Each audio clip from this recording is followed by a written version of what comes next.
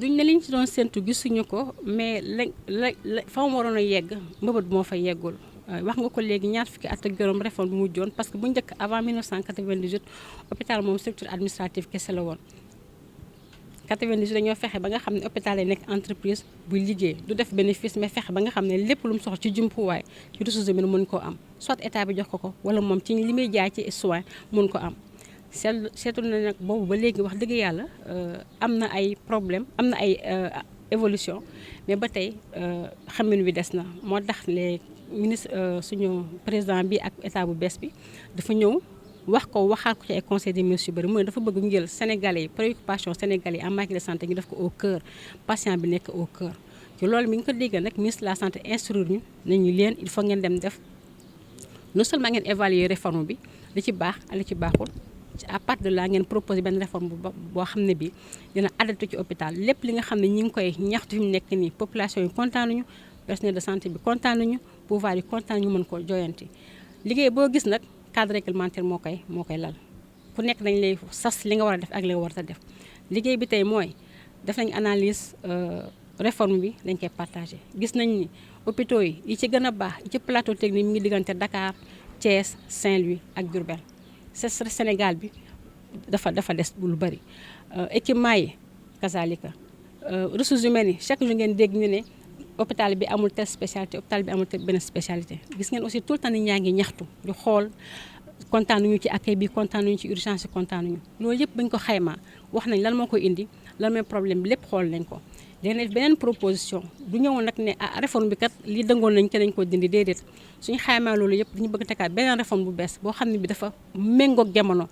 fexe ba nga xam ni foo toll ci Sénégal doo jëlee malade ñëw indi ko Dakar doo jëlee malade Ziguinchor ñu indi ko Dakar wala Saint-Louis wala dara donc ñu fexe ba nga xam ne hôpitaux yi foo toll ci Sénégal li nga mën a am hôpital bu méngoog yoon fexe ba nga xam ne jumtuwaay day doy fexe ba nga xam ne personnel bi na leen formé ba dootu amati benn problème ku ñu formé ba pare dañu la mën a jël parce que dégg ngeen fii conflit tout le temps yi ñuy am entre interne yi ak DS yi ak état du Sénégal ñu ci proposé benn réforme ak yeneen yoo xam ne su paree dañ koy def ci benn loi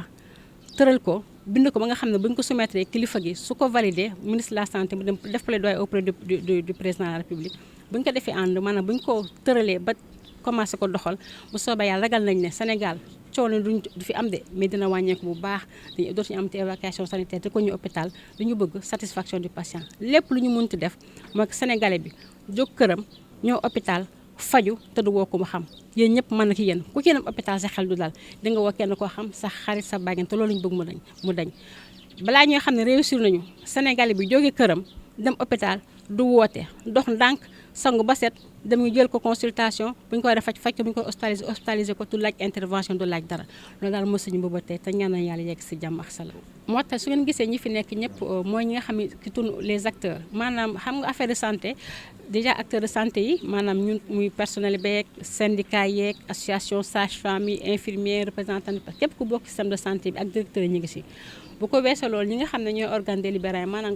président de conseil d'administration yi ñu ngi fi association société civile bi association des consommateurs yi ñu ngi fi am na ñoo xam ne yenn ministère yi nga xam ne dañuy jàppale ci affaire yi financement santé muy ministère du finance et du budget ministère de l'économie du plan et de la coopération képp koo xam ne daal ak collectivité territoriale parce que am na maire yoo xam ne dañuy xaw a tale ñu ngi si yoon bi di ñëw parce que maire yi aussi la santé est un secteur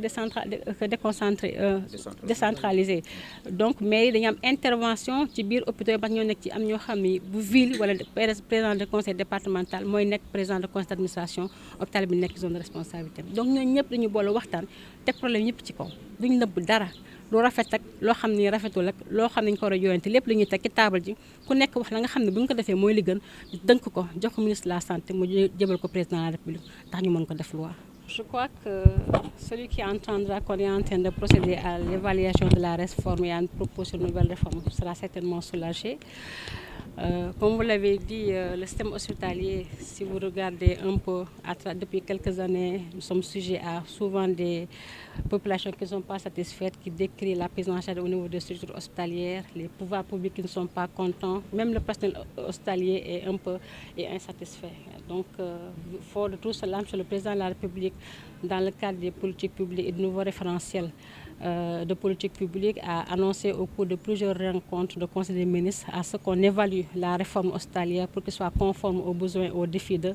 leur en matière de prise en charge de santé au niveau des structures de référence. Il a demandé à ce qu'on fasse l'évaluation et qu'on propose une nouvelle réforme.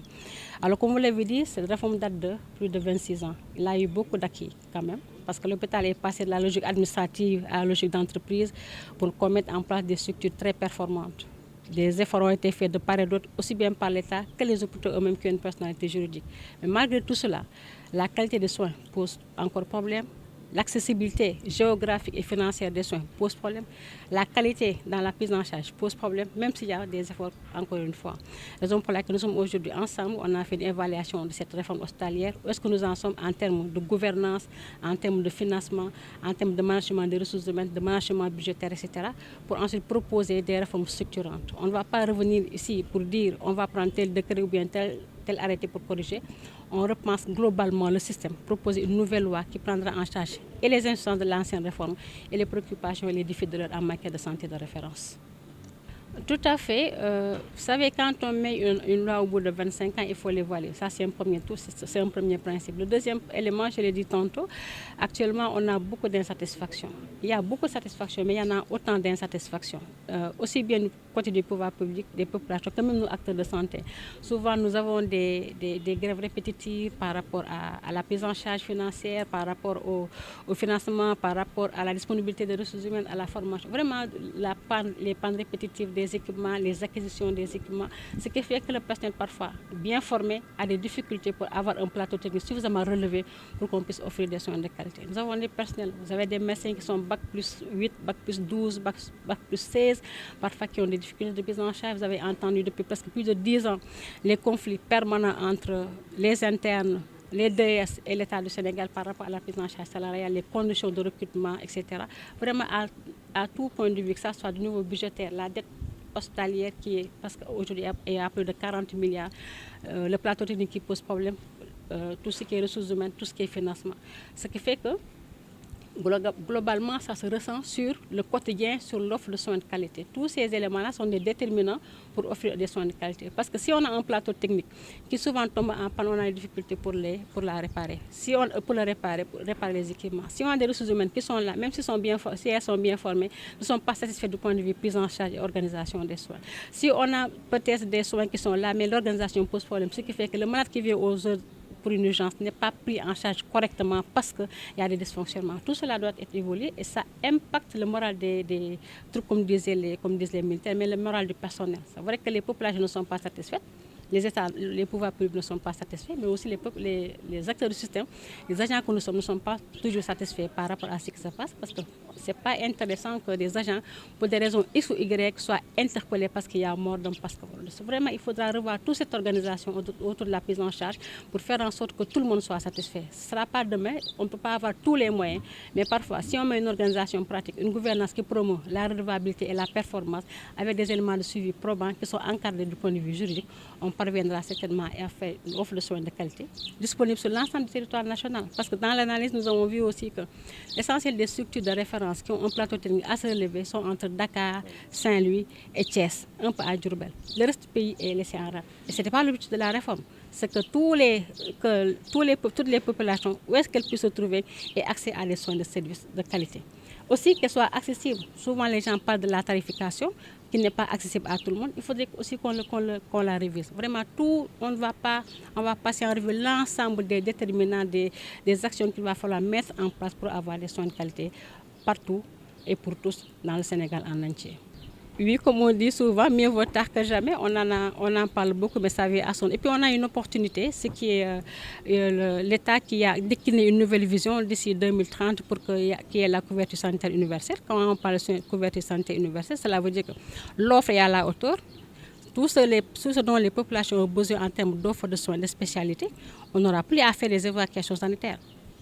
On n'aura plus à faire en sorte qu'un malade qui quitte Kaolack pour venir à Dakar, quitte Ziguinchor pour venir à Dakar ou bien quitte Matam pour venir à Dakar. Autour des pôles, qu'on ait des structures qui répondent aux normes avec un plateau technique relevé, des médecins et des paramédicaux suffisamment bien formés pour les prendre en charge. Qu'il n'y ait plus d'évacuation sanitaire vers la capitale. Et c'est ce qui fait que maintenant, ça vient à son nom, c'est vrai.